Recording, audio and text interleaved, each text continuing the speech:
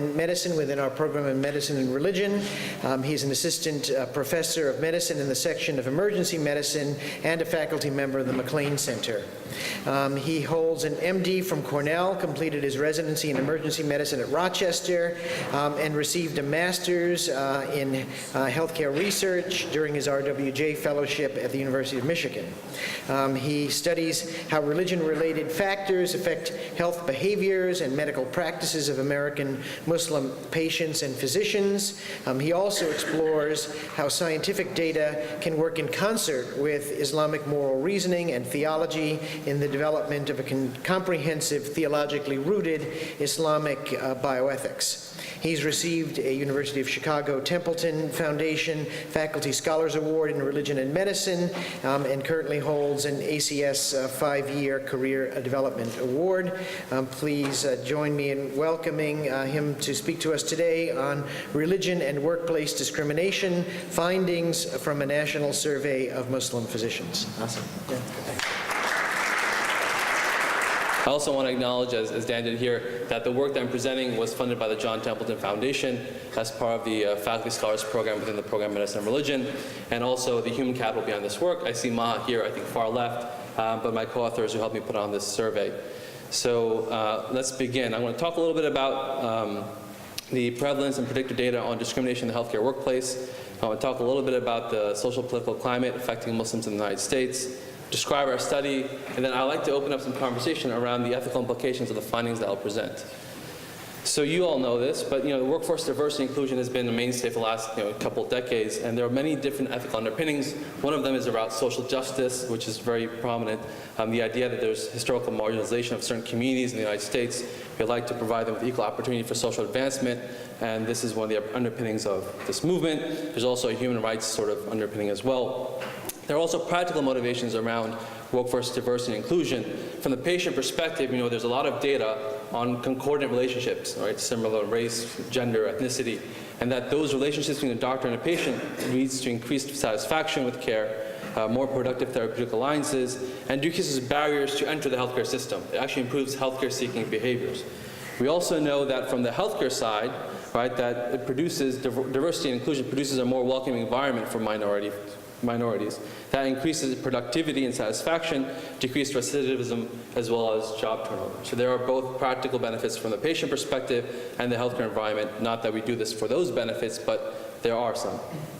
So what do we know about discrimination in the healthcare workplace, particularly directed at physicians? The slide here has MDs listed, but some of the surveys have DOs as well. I don't discriminate, but my writing did here. But in any case, what do we know from Massachusetts? Well, there were 445 physicians surveyed in a representative sample of physicians in Massachusetts.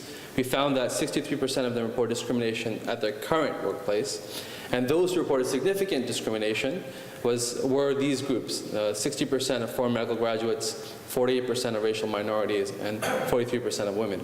Moving from Massachusetts to a national sample, this was 529 physicians sampled through the AMA master file, with some oversampling through the National Medical NMS, the National Medical Society.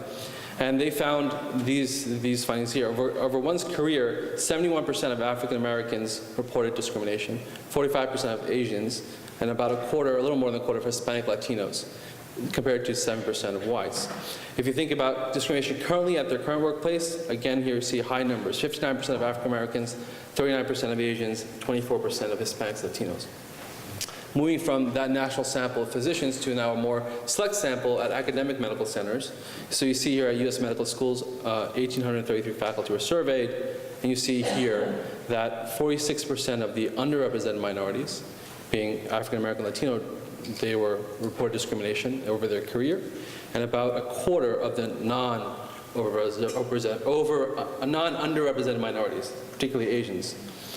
So that's what we know, that this is a phenomenon that exists. These surveys here, some are from the early 2000s, so they're a bit dated, but it's still apropos. So what are the known knowns and what's the unknown?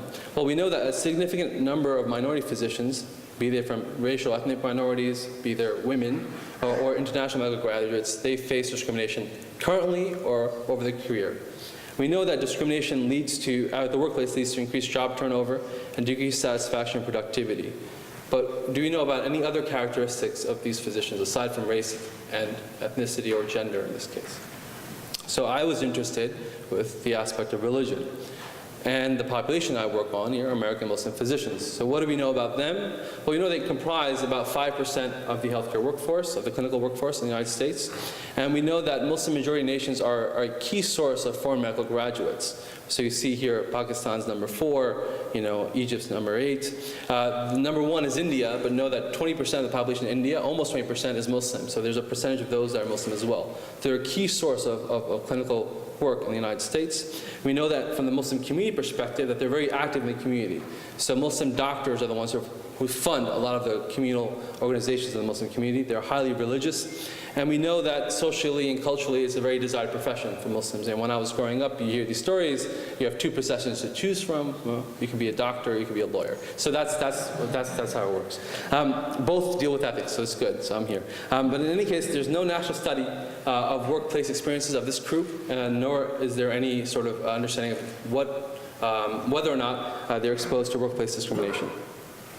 So why would that be the case? Well, we know this, and I'm just going to point some data here I think is important about the social climate that Muslims face in general.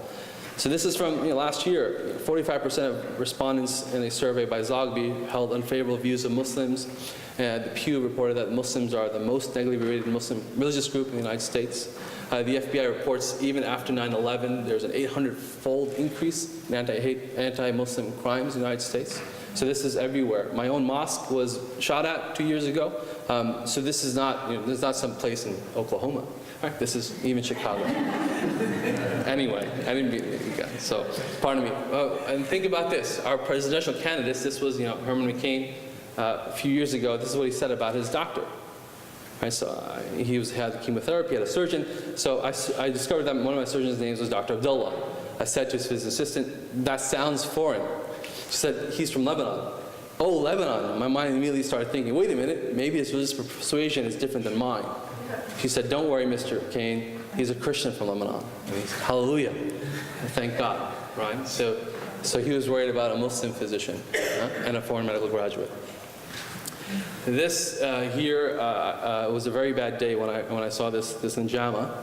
But this is a book that was profiled as an invited book review in JAMA in 2008, Jihad in American Medicine. And it talks about American healthcare facilities being the next ground zero.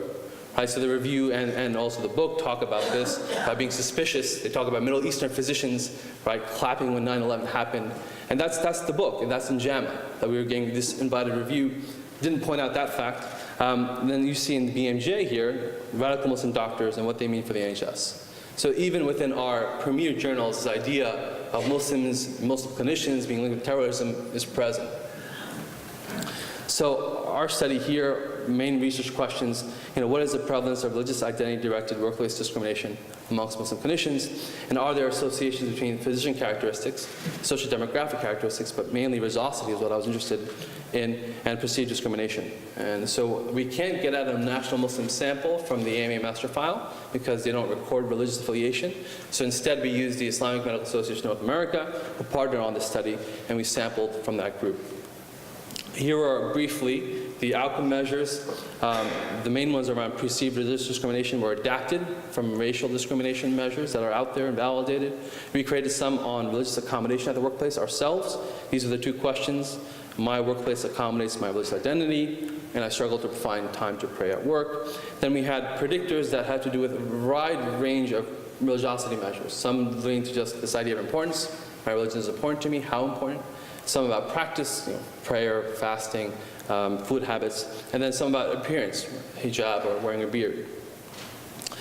So this was the group that responded. We had a 42% response rate. Mostly, we found they were middle-aged. They were men, mostly. 70% were men. Dominant ethnicity in this group was South Asian, 70% South Asian, 22% Arab. In terms of immigration status, this is interesting for all of us. Yes, 2/3 were emigrated as adults, but you also, you have some sense there are also people born in the United States as well as people who emigrated as children. 30%, 32% completed medical school here, and 1/3 of them practice at teaching hospitals. So that's the sample. It's important to point out their religiosity. So when you ask the question about importance, this is what they describe. Is Islam the most important part of your life?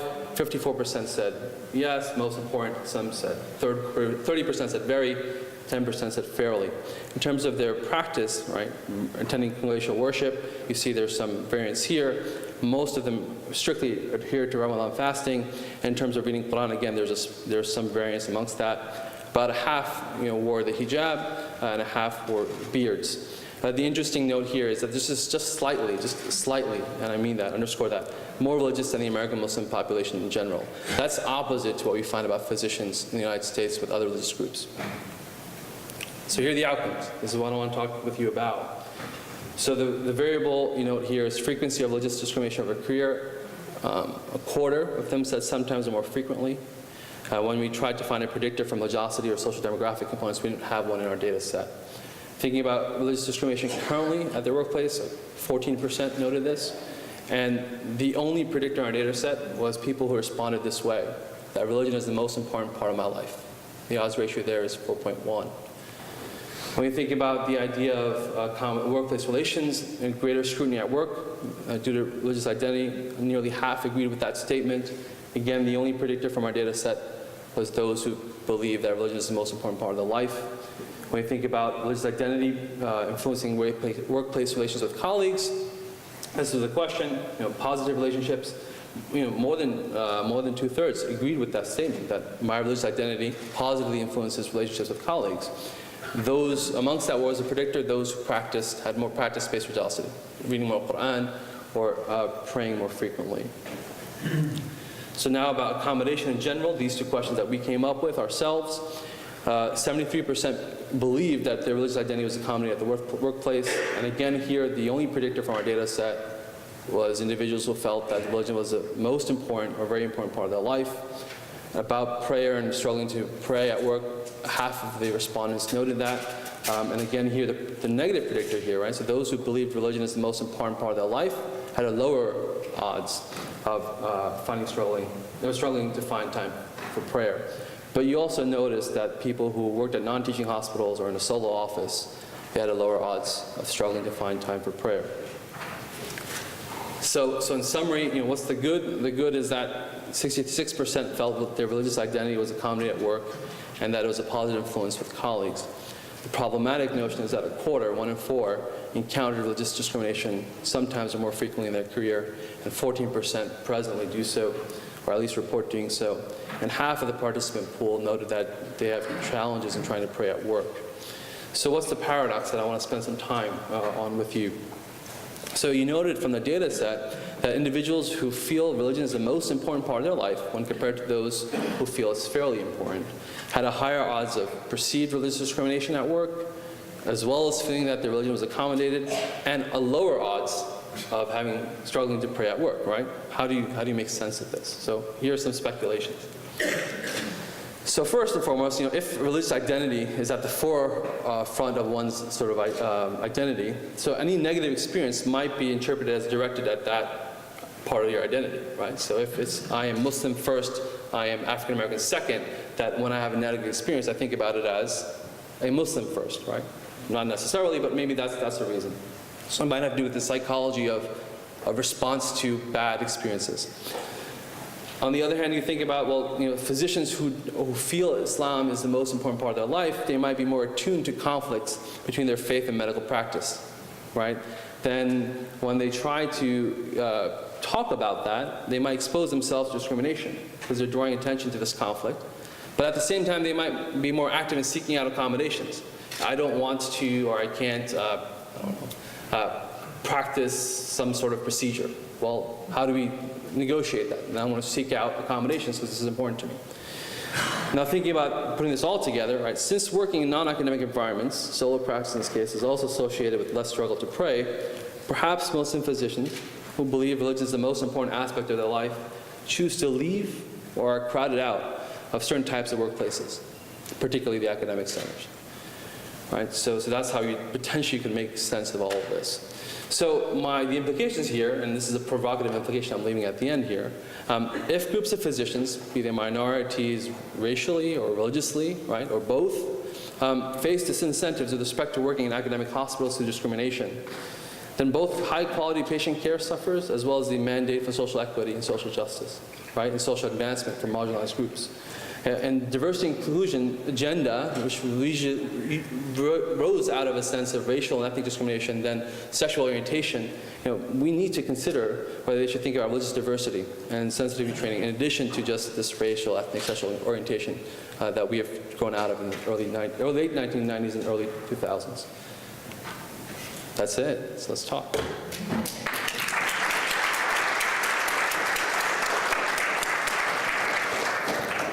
Thank you, Aasim, for a provocative paper. Any questions or comments? Looks like Mark is moving to the mic. Please. Aasim, thank you very much. It's a wonderful survey. I couldn't help be struck by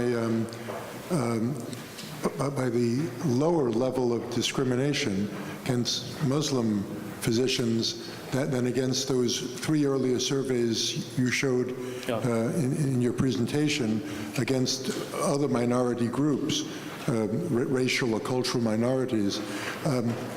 That's one question. But the second question, Aasim, is whether anybody has done a comparable study, let's say on international medical graduates from, I like the idea of Christians from Lebanon and Muslims from Lebanon, or Indian physicians, some Muslim, some non-Muslim Indian physicians, if that's been looked at, and whether the discrimination is against the religion, that is Muslim religion, or just against foreign graduates. Very good, very good.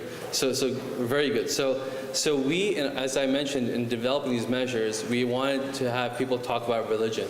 The religious, so the survey talked about religious discrimination.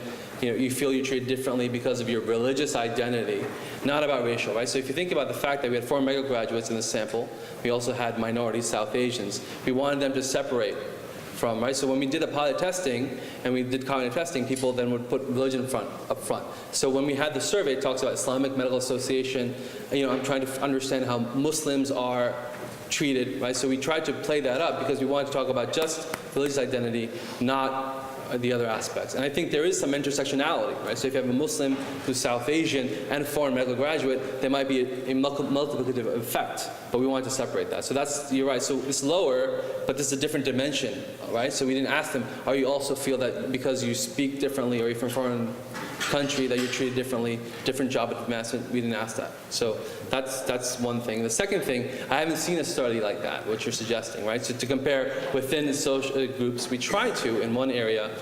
Marcella Nunez-Smith, who's one of my mentors, had done a survey, and she found, the survey I mentioned here about racial discrimination, she found 4 of 16 Muslims reported religious discrimination, something like that. So there was a very small sample. You can't make any distinction or any comparison. So. Yeah. I was just going to add to that discussion and say that in some ways it may be the case that race and one's language are readily apparent to people, and then a signal for discrimination in ways that religion may have to have some other kind of signal for people to know what someone's religion is before they can discriminate. And that may be another explanation for why the people who pray more often actually feel more discrimination, because they are actually signaling something that they have a different religion. Yes. I don't know if we heard, yeah. But I have no doubt that the respondents to the questions might have considered, since the focus was on religion, that the discrimination they felt was religious discrimination. I'm only suggesting that there might have been a lot of other opportunities to discriminate. That's correct. And that's the whole idea of discrimination research, right? When we think about this, how do you isolate one aspect of one's identity? People's identities negotiated in different things. But the fact that it exists. And so the perception of that, they perceive this, means that there should be some thought about a response, right? Whether or not it actually occurs, we don't know. Whether or not something's happening, but either we can say it's their psychology, like I said, right, potentially, or there's something about the system or the way they're interacting, or others are interacting with them, that draws out this sort of problematic notion. Great. Okay. All right. Well, Thank you. please join me in thanking Aasim.